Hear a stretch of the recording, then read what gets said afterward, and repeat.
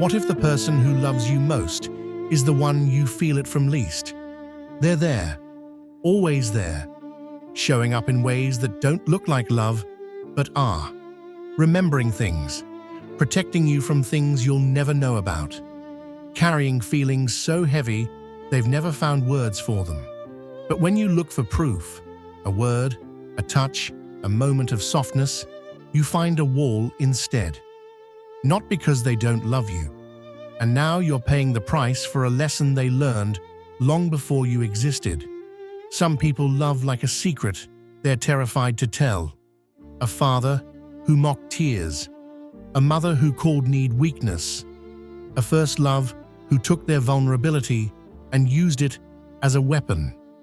The lesson landed deep. Keep it hidden, or watch it be destroyed. Now they're standing in front of you, heart full, mouth empty, and you're starving for something they don't know how to give.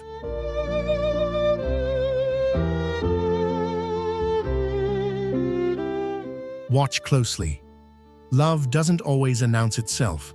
It shows up disguised as a question. Did you eat?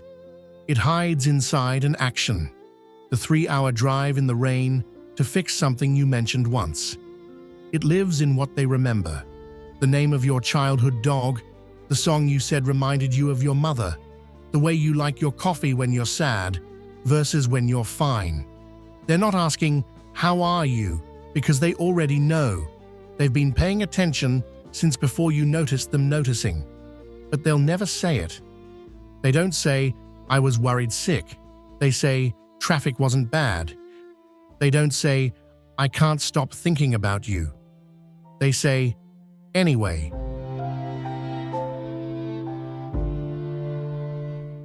Neuroscience has a name for this: alexithymia. The bridge between feeling and expressing was never built. The emotions exist. Brain scans prove it. The same activation patterns, the same longing, the same fear of loss, the same love flooding the same neural pathways. But the signal dies somewhere between heart and mouth. They rehearse the words. Lying in bed at 2 a.m., they practice, "I love you. I'm proud of you.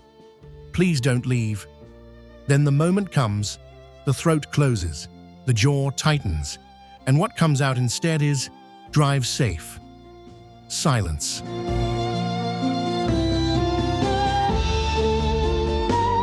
The cruelest irony?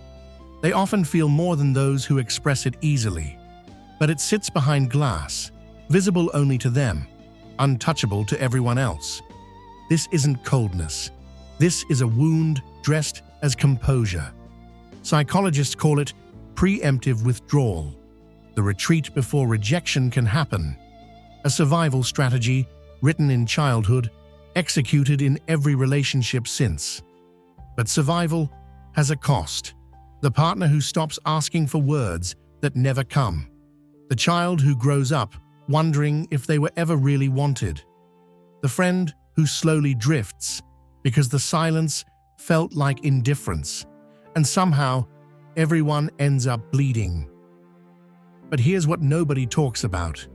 Being loved by someone who can't show it is its own kind of starvation. You see flickers, a look that lasts a moment too long, a hand that almost reaches for yours. You feel it, something, and then it vanishes behind the wall. You tell yourself to be patient, to read between the lines, to accept love in the language it's offered. But the body doesn't understand language. It understands touch, presence, words that land. You can know someone loves you and still feel completely alone in the relationship. That's not ingratitude.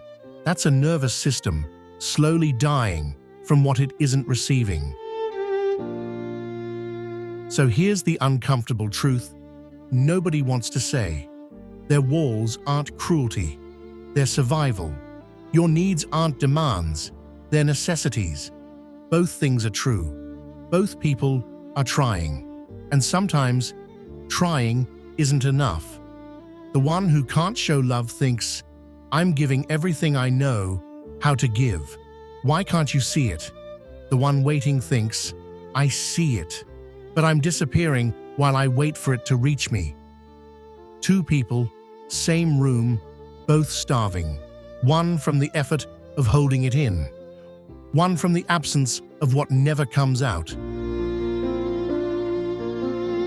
The real question isn't who's right. It's whether the gap can close before someone stops waiting.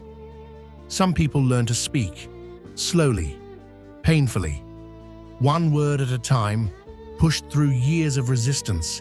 It sounds like, "I don't say this enough, but I..." And then they stop, and you wait, and maybe finally it comes. Or maybe it doesn't.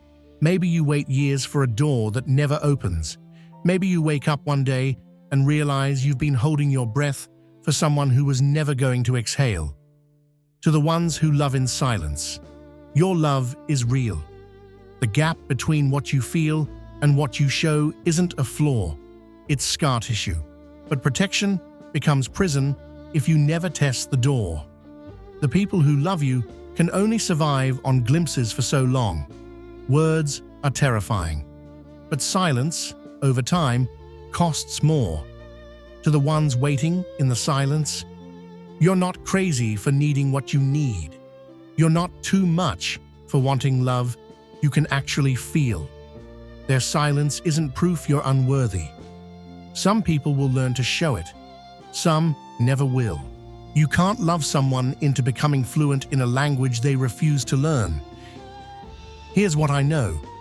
Love that can't reach the surface isn't love that failed.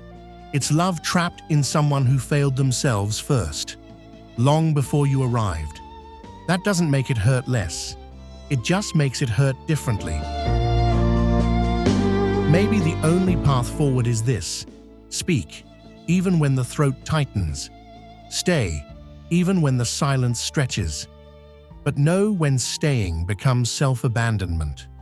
Know when silence stops being patience and starts being slow erasure. Somewhere between the unexpressed and the unfelt, two people might finally meet, or they might not, and that deserves tenderness. Some people will love you more than you'll ever know, and you'll still have the right to need a love you can actually feel. That's not contradiction. That's being human. The wound and the need, sitting side by side. Both real, both waiting to be held.